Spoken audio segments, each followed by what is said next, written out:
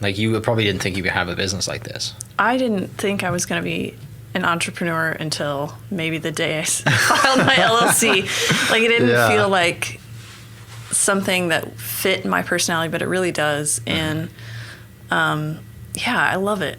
I love what I do. It's so fun. Great business name too. Thank you. Big Strategic fan. Hype. Big fan. And just the color scheme that goes with like everything and bright colors, and it's... Thank you. I saw that, I was like, I wish I had a business that was named that, because it's just it's not what when you listen to Strategic Hype, you don't think create like write copyright and writing, and you think something different, right? But then you click on the website and like, okay, now this makes sense. It so encapsulates like what I do. And that's so good. I have to say, my friend Naomi came up with the name. It wasn't me. And the logo's she did all sick too. Yeah, she did the branding, the website, and everything. Yeah. So tell me about kind of that moment that you didn't realize you were going to be an entrepreneur until you did your LLC, and how like, oh man, specifically kind of like the community around here with the Treasury and everybody else, like that plays a huge role too. Oh yeah, it was a huge foundational piece for me. Is I was a member of the Treasury for a while, and that's, I don't know if the listeners know, that's a co-working space on Film Row for women. And so I had kind of toyed with the idea, and then one of my friends and one of the members there, Mary Seams, was like, just do it. Just get your credit card. Just start your business. She's like, communication is your superpower. Yeah. And I was like, oh, when she said it in that way, it just, a lot of things fell into place for me. I was like, oh, so she walked me through and like sat down with me, and we filed the LLC, and, and I was like, oh no, like I've got money in this now. Like I've gotta like toe the line. So it was like a process really over 6 months, I think. And I started my business in 2020, which kind of was nice because I was working full time from home. And then what else are you going to do when you can't leave your house? Yeah. So for about 6 months, I didn't really know what I was doing, but I was in a mastermind through the Treasury.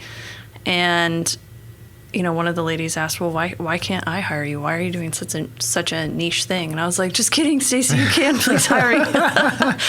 And so like, it was a lot of feedback, and I'm really, really grateful for the Treasury and, friends like, Lauren Workentine and Bailey Gordon and Mary Seems. Like, that community really rallied around me, and they would listen to me, complain about my job, and then at the same time, you can do it. You'll know when it's time. And I think the overlap process is so hard because you want to take the leap, but you're not sure. And you're tired all the time because you work 9 to 5 and then 5 to 9. And it took me a while to kind of figure out, what is this business? Like, besides communication, like, and it's an ongoing process. And any entrepreneur will tell you, the business you start is not the business you have it 12 months later. I didn't think I'd have a podcast.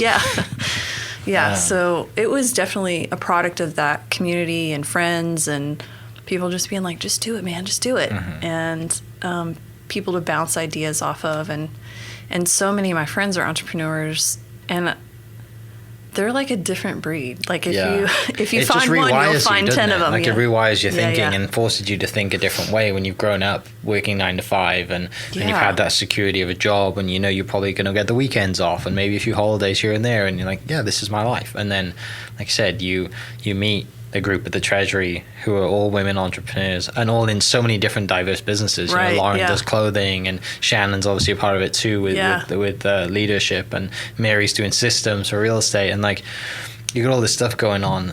Like, but then, like you said, you meet one entrepreneur and they all think like, well, why not? Like a recent guest was Jeremy Kubicek, and he said the same thing. He's just like, why can't we do this? I think he spoke. I came to an event once, right? And he spoke there, Jeremy, I've known Jeremy for a couple of years. He's dangerous, man. If you get around, he'll be like, I quit tomorrow. It's like a drug, really. No, you're right. It is.